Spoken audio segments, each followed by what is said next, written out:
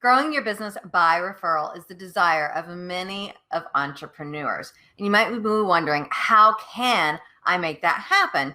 And so in this video, we're here to explore how to network with other businesses.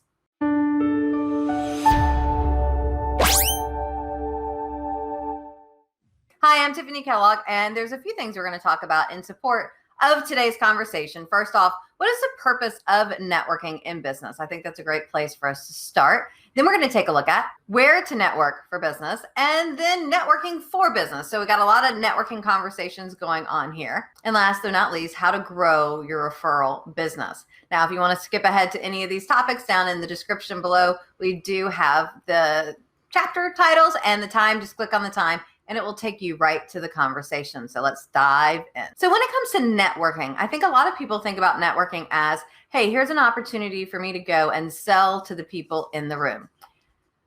There's a problem with that though. So while many people have a goal of, I want to sell to the people that I meet at a networking event, when you go to a networking event, are you looking to buy from people? Do you have your credit card or your checkbook ready to purchase?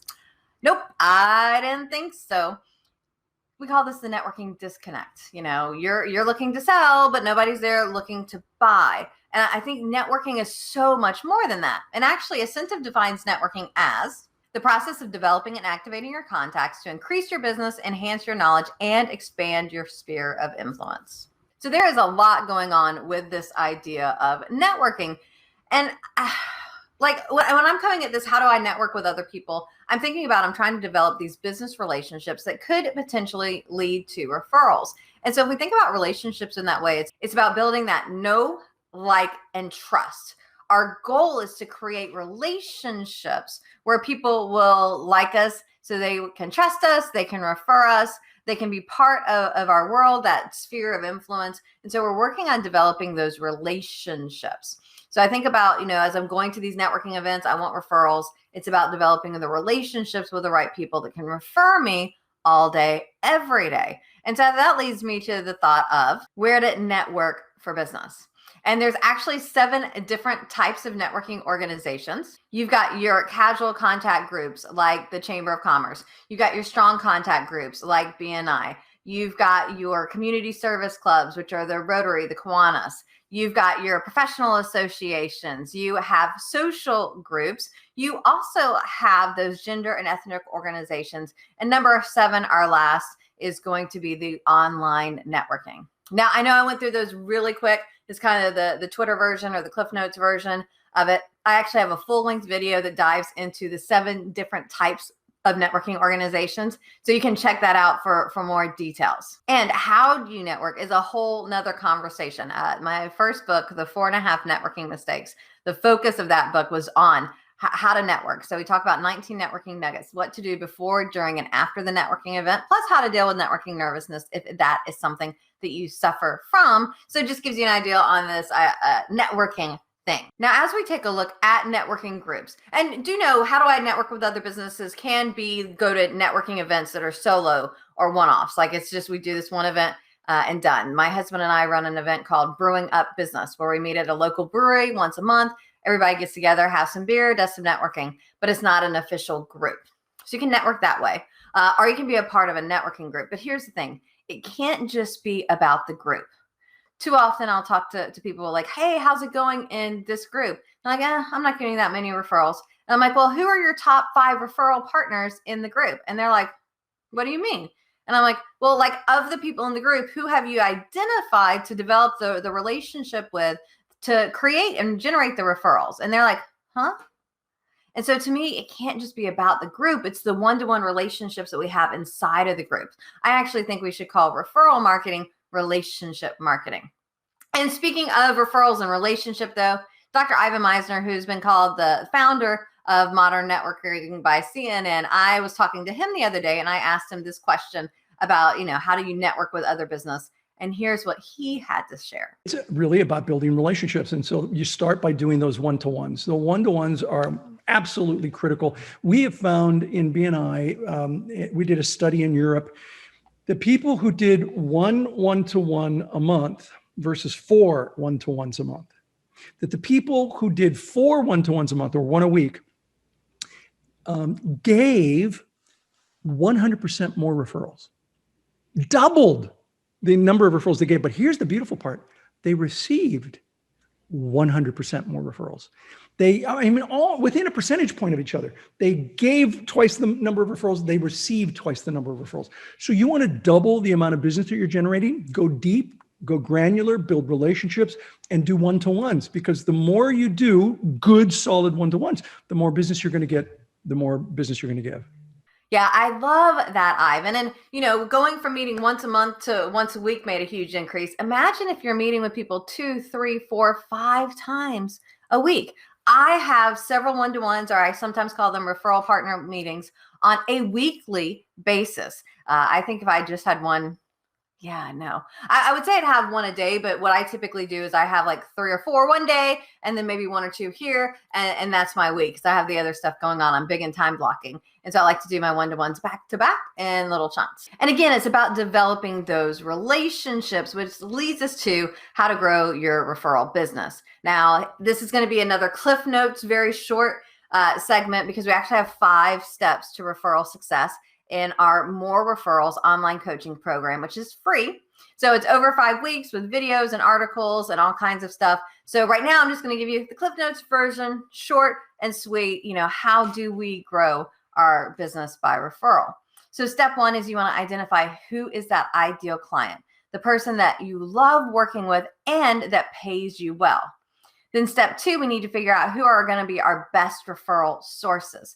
And there are actually 8 different types of referral sources. The best are not your clients, actually. The best are going to be what we call your contact sphere relationships. These are non-competing industries with the exact same target markets. So we figure out who are our best referral sources, those contact sphere relationships, based on step 1, who are your ideal clients. And you really have to narrow it down. You have to paint a picture for us. Then we move on to step 3, where we educate our referral sources. We teach them the things they need to know about our business, like why you do what you do, your ideal clients, the products and services that you offer, the benefits, success stories. We want to share all this education. And then we move on to step 4, which is all about motivation. And Referrals for Life community founding member, Jason Avery, when I posed this question, how to network with other businesses, he was all about the motivation. So I'm going to turn it over to you, Jason. So networking with other businesses can actually be lots of fun. I'm Jason Avery with Avery Construction, and I'm going to tell you something I learned at Ascentive, and that was all about having an amazing business, living a spectacular life, and learning how to intertwine the two together. So in my marketing strategy, I'm looking to motivate certain people, and I do it in ways that I enjoy as pastime hobbies, golfing, fishing, clay shooting.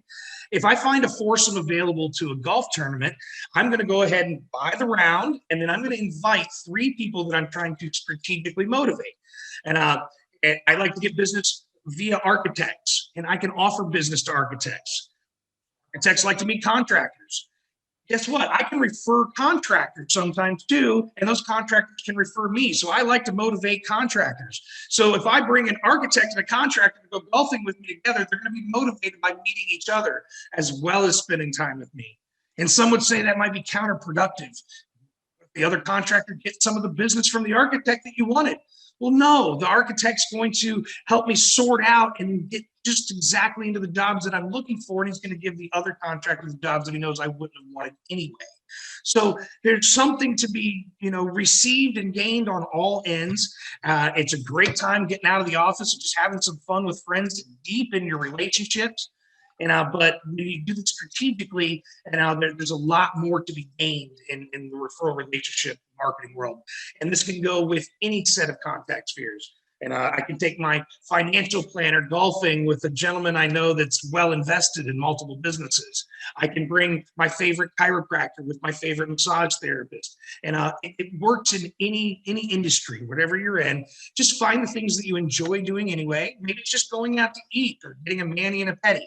But take your hobbies, take the fun activities you'd enjoy doing, and invite other people to do them with you. More than one person at a time, so you can make those strategic introductions. That's how I use networking and businesses, in the most efficient way possible. Awesome, Jason. Love it. For those of you watching, do me a favor in the comments below. What would be the activity or activities, if you have multiple, that you would like to do with your referral sources to help motivate them? And really, I think this is where we're really beginning to do networking with each other, with doing business with each other, is let me get to know, like, and trust you. Let me build that relationship and have the opportunity to pass referrals back and forth all day, which leads me to step 5, and that's asking for referrals. Now, there's a right way and a wrong way to ask for referrals. You don't ever want to say, do you know somebody that needs my product or service? You want to use the languaging, who do you know? And then ask for a specific referral. Give us the name of the person if possible, the neighborhood they live in, the type of car they drive, the business they work for. The more specific you are, the more likely you are to get what you're looking for. And again, these 5 steps are just Cliff Notes version of our longer conversation that we have in the MORE Referrals 5 Steps to Referral Success. As we wrap up this video, when we think about networking, we meet massive numbers of people. Really, when it's networking to help each other in business, it's about the individual relationships that we're creating one-on-one with people that can hopefully pass us referrals all day, every day. Happy networking, y'all.